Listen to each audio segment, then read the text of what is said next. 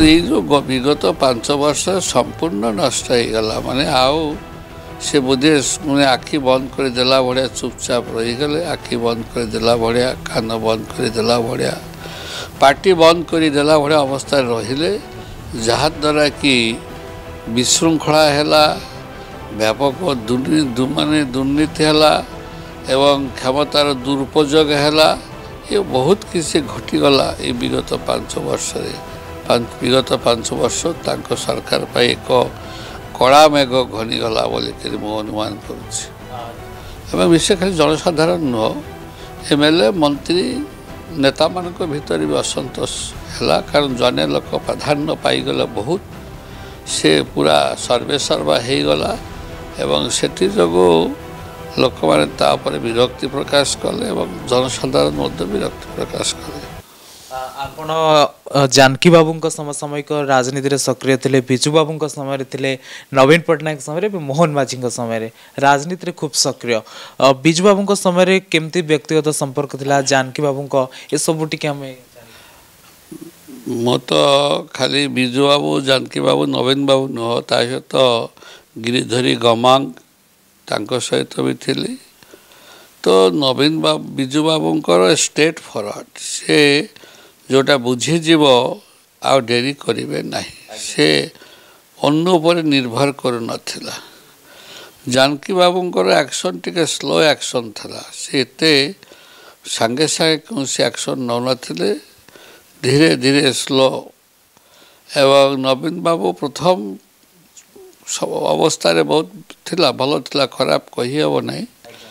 किंतु ये जो विगत 5 वर्ष संपूर्ण नष्ट होगला। माने आउ से बोधे मैंने आखि बंद करदेला भाया चुपचाप रहीगले, आखि बंद करदेला भाया, कान बंद करदेला भाया, पाटी बंद करदेला भाया अवस्था रहिले, जहाद्वारा कि विशृंखला है, व्यापक दुर्नीति है एवं क्षमतार दुरुपयोग है।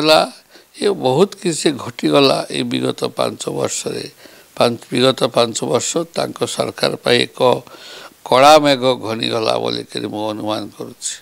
जदि कहबा विजु बाबू एवं नवीन पट्टनायक एमानक भितर भल मुख्यमंत्री बोली आपण काहाकू भाबिबे एवं कहार कार्यशैली के आपण बेसी पसंद करिबे? नहीं, विजु बाबूंकर गोटे प्रकार कार्यशैली, नवीन बाबूंकर गोटे प्रकार कार्यशैली, तेणुकरी आम क्या खराब कही पारिबानी, किंतु तांकर होछि सांगे सांगे एक्शन, विजु बाबूंकर नवीन बाबूंकर स्लो एक्शन। किंतु कार्य जहाँ करिया कथा प्रथम अवस्था रे आरंभ भल थिला, धीरे धीरे धीरे धीरे सब जाक डेटोरेट कले, आउ लोक शेष अवस्था रे बहुत असंतुष्ट प्रकाश कले जनसाधारण।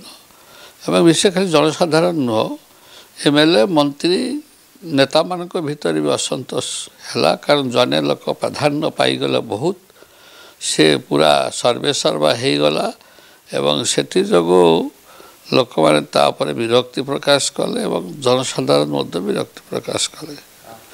से विजु जयंती काली थिला, गत काली थिला एवं पूर्वतन मुख्यमंत्री नवीन पट्टनायक को निमंत्रण करथिले मुख्यमंत्री मोहन चरण माझी, किंतु से अनुपस्थित रहिले और से अनुपस्थित को लेके अनेक राजनीतिक चर्चा हुए। आपण याको किभली देखचंती? प्रकृति रे तांकर आसीबा न आसीबाटा केते युक्ति?